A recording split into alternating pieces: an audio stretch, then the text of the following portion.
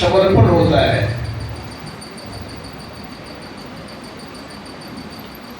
सांडिल्य भक्ति सूत्र में भक्ति का अर्थ श्रद्धा और विश्वास भी किया गया है।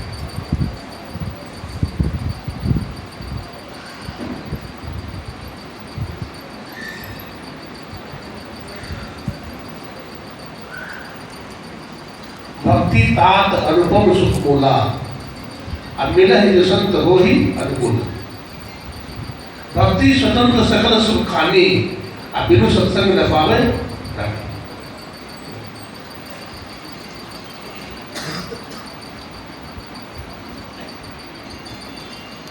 नवधा भक्ति अभी सुन रहे थे, 9 प्रकार की भक्ति। मर्यादा पुरुषोत्तम भगवान श्री राम माता सबरी की कुटिया में पहुंचे हैं वनवास के क्रम में।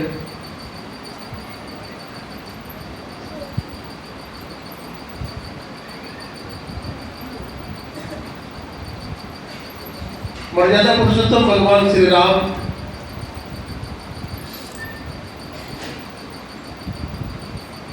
के पिताजी का नाम क्या था जानते हैं? क्या नाम था? राजा दशरथ। राजा दशरथ का विवाह होने जा रहा था और राजा दशरथ का विवाह किनके साथ हुआ जानते हैं? माता कौशल्या के साथ। कौशल देश की बेटी कौशल्या के साथ राजा दशरथ का विवाह हुआ। विवाह हो जाने के बाद बारात वहां से चली तो सरजू नदी के तट पर आया। जब सरजू नदी के तट पर आया बारात, राजा दशरथ चक्रवर्ती सम्राट है, उनके लिए बड़ी सुंदर नाव सजाया गया। चक्रवर्ती सम्राट है, नाव बहुत डेकोरेशन, बहुत सजावट।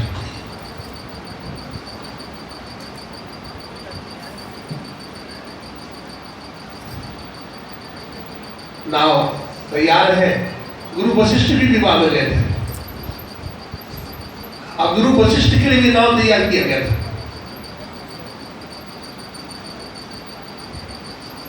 वहां पर दशानन रावण भी है और दशानन रावण भी लंका का राजा है मैं।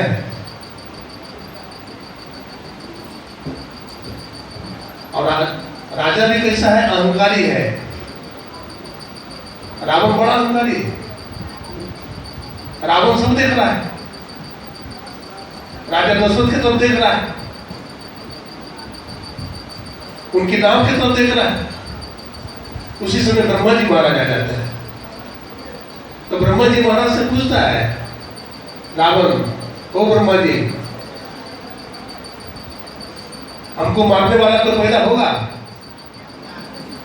हमको मारने वाला भी कोई पैदा होगा क्या? तो कहते हैं हाँ महाराज, आपको मारने वाला भी पैदा होगा। बोला कौन होगा? बोला ये जो राजा दशरथ जा रहे हैं ना, और कौशल्या, कौशल्या के गर्भ से श्री राम पैदा हो गए और वही रावण का वध करे। अब तो रावण आंख को भूला हो गया। बोला श्री राम हमारा वध करेंगे? बोला हाँ। तो न रहेगी बांस न बजेगी बांसुरी। अब देखिए मर्यादा पुरुषोत्तम राजा दशरथ अपनी नाव में नहीं बैठ रहे हैं। दशरथ किसको कहा जाता है? जो 10 इंद्रियों को वश में किए हुए हैं, 5 कर्म इंद्रियां और 5 ज्ञान इंद्रियां। तो जो वश में किया वही दशरथ है। और राजा दशरथ को ज्ञान भी है। और राजा दशरथ अपनी नाव पर नहीं बैठ रहे हैं। जब नहीं बैठ रहे हैं तो सभा में भगदड़ मच गई कि क्या बात है भाई, राजा साहब अपनी नाव पर बैठ नहीं रहे हैं। कहते क्या बात है, आप अपनी नाव पर क्यों नहीं बैठते हैं? तो राजा दशरथ कहते हैं हम इस नाव में नहीं बैठेंगे। तो कौन सा नाव में बैठिएगा? बोला अपने गुरु की नाव में बैठेंगे। गुरु वशिष्ठ के नाव पर हम बैठेंगे। अब सब लोग देख रहे हैं। जब राजा दशरथ खड़े हैं, नाव पर नहीं बैठ रहे हैं, तो गुरु वशिष्ठ खड़े हो जाते हैं अपने नाव पर। ये अपना हाथ बढ़ाते हैं और वशिष्ठ मुनि हाथ पकड़ करके नाव पर चढ़ा लेते हैं और बैठा लेते हैं। सज्जनों, रावण ने सारी नाव को तो डुबा दिया था सरजू के जल में, सरजू नदी में डुबा दिया था सारे नावों को, लेकिन उस नाव को नहीं डुबा पाया। इस पर मुनि वशिष्ठ और राजा दशरथ बैठे हुए थे।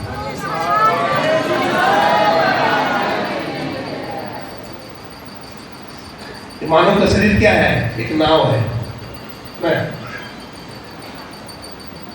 संत कबीर साहब कहते हैं, परली पार तेरा मीता खटिया, उस मिलने को ध्यान न धरिया, और टूटी ना ऊपर जा बैठा, गाफिल गोता खावेगा। अरे दिन गाफिल गफलत मत कर, एक दिन जब तेरे आवेगा रे। जमराज एक दिन अवश्य आएगा, याद रखिए। जमराज नगाड़ा बजा के आएगा, और जब जमराजा आन पड़ेंगे, नेक धरत नहीं धीर, अब मुगड़ी ने मार के प्राण निकासर, अब व्याकुल होत शरीर। तो भक्ति हम क्यों करें? भक्ति क्यों करें? हमारे गुरुदेव ने कहा, आवागमन सब दुख दूजा, है नहीं जग में कोई, इसके निवारण के लिए प्रभु भक्ति करनी चाहिए।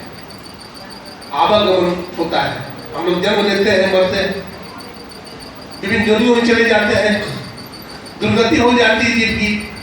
हमारी दुर्गति नहीं हो, इसलिए ईश्वर की भक्ति करनी चाहिए। सभी संतों ने ईश्वर की भक्ति की है। भगवान श्री राम मां सबरी की कुटिया पर गए, आप सुन रहे। माता सबरी ने कोई निमंत्रण पत्र तो नहीं भेजी थी भगवान राम को? भेजी थी? नहीं भेजी। लेकिन भगवान राम माता सबरी के प्रेम में खिंच गए। इतना माता सबरी में प्रेम है कि माता सबरी मतंग ऋषि की शिष्या है। जब मतंग ऋषि जाने लगे तो माता सबरी रोने लगी। बेटी क्यों रोती हो? प्रभु आप जा रहे हैं, हम भगवान राम को कहां ढूंढेंगे? आप चले जाएंगे, हम प्रभु श्री राम को कहां ढूंढेंगे? नारी जाति के हैं, कहां ढूंढेंगे? मतंग ऋषि ने प्रसन्न होकर के कहा, बेटी तुम्हें राम जी को ढूंढना नहीं पड़ेगा, राम जी ढूंढते ढूंढते तुम्हें ढूंढ लेंगे। राम जी को तुम्हें ढूंढना नहीं पड़ेगा, राम जी है तुम्हें ढूंढ लेंगे। ऐसा है, कभी कभी शिष्य गुरु की खोज करते हैं, कभी कभी शिष्य गुरु की खोज करते हैं, लेकिन कभी कभी ऐसा होता है कि गुरु ही शिष्य को ढूंढ लेते हैं। वो बड़ा भाग्यशाली होता है जिसको गुरु ही ढूंढ लेते हैं।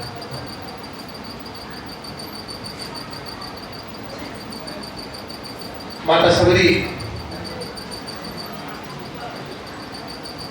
छोटी है, छोटी से है भक्ति माता सबरी। सबर कुल में उत्पन्न होने के कारण नाम क्या है? सबरी।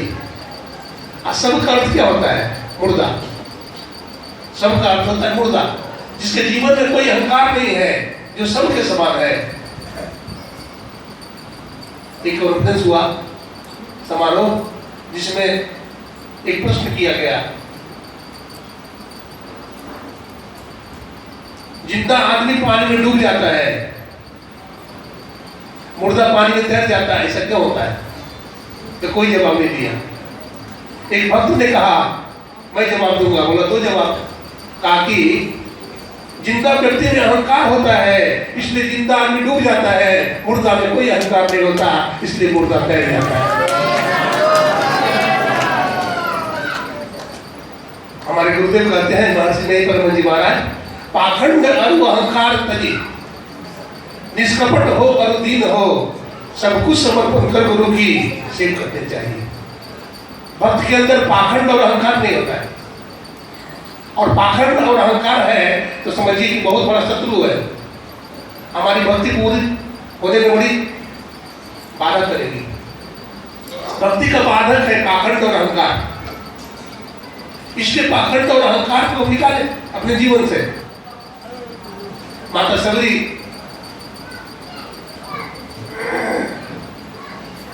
छोटी है ना, अभी समर कुल में पैदा हुई है, और जब सयानी हो गई तो माता पिता ने को चिंता हुई कि बेटी की शादी कर देनी चाहिए, बेटी की शादी कर देनी चाहिए।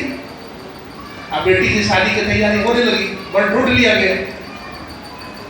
अब पुराना जमाना में चलता था, बारात जब आती थी ना तो बकरे काटे जाते थे। अभी भी पड़ता है, पार्टी चलती है ना। बहुत सारा बकरे खरीद करके लाए गए। कबूतर, जंगली जानवर को पकड़ करके किला में बांध दिया गया। बहुत सारे पिंजरे में पंछी बंद है। आज माता सबरी की मां स्नान करा रही है और नए नए कपड़े पहना रही है। सबरी बोलती, मां आज क्या बात है, आज हमें नए नए कपड़े पहना रही है, आज हमारी चुटिया गूंथ रही हो, मां आज क्या बात है।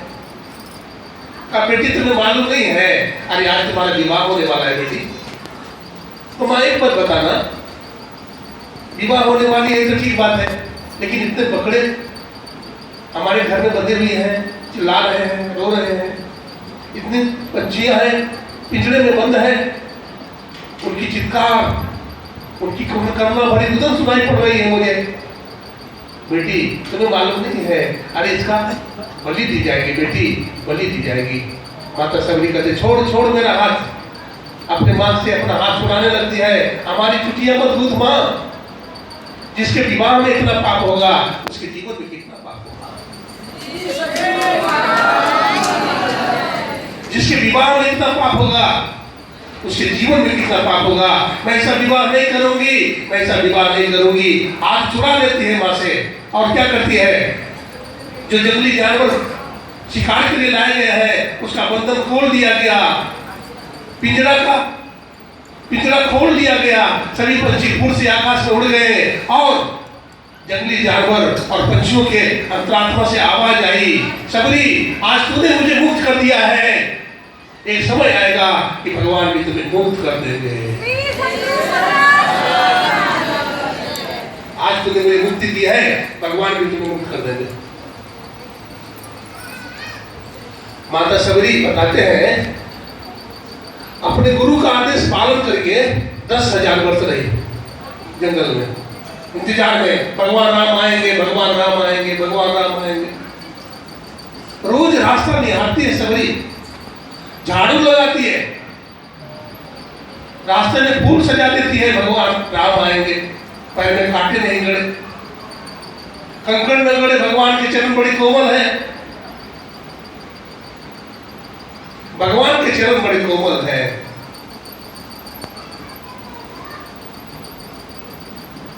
माता सबरी जब 10,000 वर्ष बीत गया ना, भगवान राम नहीं आए। आज माता सबरी बड़ा विकल हो गई। आज माता सबरी की आंख से आंसू झड़ने लगे और माता सबरी आज बहुत उदास है, बड़ा गंभीर है कि अगर प्रभु आज नहीं आएंगे तो मैं शरीर नहीं रखूंगी, मैं शरीर का परित्याग कर दूंगी। माता सबरी ब्रह्ममुहूर्त में जब जाती है स्नान संध्या करके, भगवान के रास्ते में फूल बिछा रही है और बड़ी गौर से देख रही है। माता सबरी के छप्पर पर एक कौआ बैठा हुआ है और कौआ चावल बांट रहा है। कौआ क्या कर रहा है? चावल बांट रहा है। अगर कौआ चावल बांटे ना तो हमारी माता बहनें समझती है कि लगता है घर में कोई पौधा आएंगे। बाया तो फड़कता है, आज लगता है हमारे घर में कोई पहुना आएंगे। माता सबरी कौआ से कहती है, माता सबरी कौआ से क्या कहती है? बोल बोल कागा मेरे राम कब आएंगे, बोल बोल कागा मेरे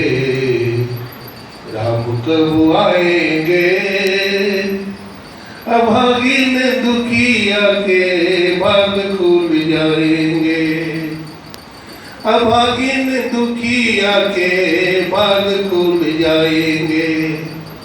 बोल बोल खाजा मेरे राम कब आएंगे।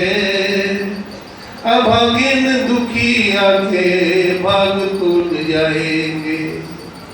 अरे मेरे काका बताओ मेरे राम जी कब आएंगे? इतने वर्ष बीत गए, आए नहीं राम, लगाई काहे देर रे। आए नहीं राम, लगाई काहे देर रे। चुन चुन के लाई मैंने जंगल के बेर रे।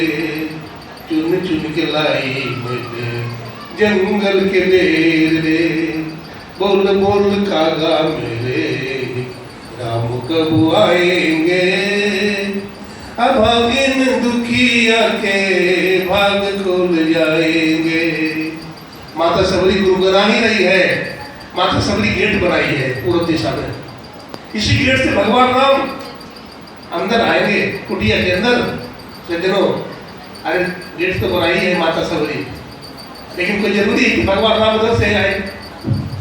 लेकिन भगवान राम भी उसी गेट से प्रवेश करते हैं। उसी गेट से प्रवेश करते हैं जिधर से माता सबरी के लिए माता सबरी ने गेट बनाई। भगवान राम आते हैं, माता सबरी विह्वल हो जाती है, चरणों में गिर जाती है। अब भगवान के लिए कंदमूल फल लाती, बेर चुन चुन करके लाती है। भगवान को खट्टा बैर कैसे खिलाएंगे? मीठा मीठे बैर चुन करके जंगल से लाती है, दोनों में देती जा रही। श्री राम लक्ष्मण जी दोनों खड़े हैं। भगवान श्री राम तो बहुत प्रेम से बेर खाते जा रहे हैं। लक्ष्मण जी महाराज को दिया गया तो लक्ष्मण जी महाराज मन मन सोचने लगे, अरे मैं सूर्यवंशी हूँ, चक्रवर्ती सम्राट राजा दशरथ का पुत्र हो, और ये सबरी है, मुझसे अपने इसका जूठा में रख पाएंगे। लक्ष्मण जी महाराज ने राम जी से नजर बचा के वो फेंक दिया पीछे। अच्छा एक बात है यहाँ चलता है, माता सबरी तो परम ज्ञानी है, नवो भक्ति में परिपूर्ण है, लेकिन फिर भी भगवान श्री राम लक्ष्मण को जूठा बेर क्यों खिला रही है? सोचने की बात है। रामचरितमानस में सब कुछ है। माता सबरी जानती है कि लक्ष्मण जी को शक्तिमान लगेगी, मेघनाथ शक्तिमान मारेगा और लक्ष्मण जी घायल हो जाएंगे। दुनिया में कोई भी औषधि उसे ठीक नहीं कर पाएगी। संत के जूठन से, संत के जूठन को खाएंगे तभी वो ठीक हो पाएंगे। इसलिए माता सबरी जूठा बेर खिला रही है। और वही हुआ, वही बेर जिसको लक्ष्मण जी महाराज ने फेंक दिया, वही संजीवनी बूटी बनी। और वही संजीवनी बूटी, सज्जनों, 4 प्रकार की बूटी होती है। 4 प्रकार की बूटी होती है। कौन कौन? 4 प्रकार की, बगला रामायण में 4 प्रकार की, हाँ 4 प्रकार की जड़ी है। अस्थि संचार की, वैशल्य करनी। वैशल्य करनी क्या है? मेघनाथ के साथ लक्ष्मण जी का जब युद्ध हुआ था तो इतना बाण मारा ना, इस शरीर में विष प्रवेश कर गया था, विषैला हो गया था शरीर, विषाक्त हो गया था शरीर। सुषेण वैद्य ने वैशल्य करनी जड़ी घोल करके पिलाया तो लक्ष्मण जी महाराज के शरीर में जो विष घुल गया था, विष फैल गया था, वो सब विष निकल गया।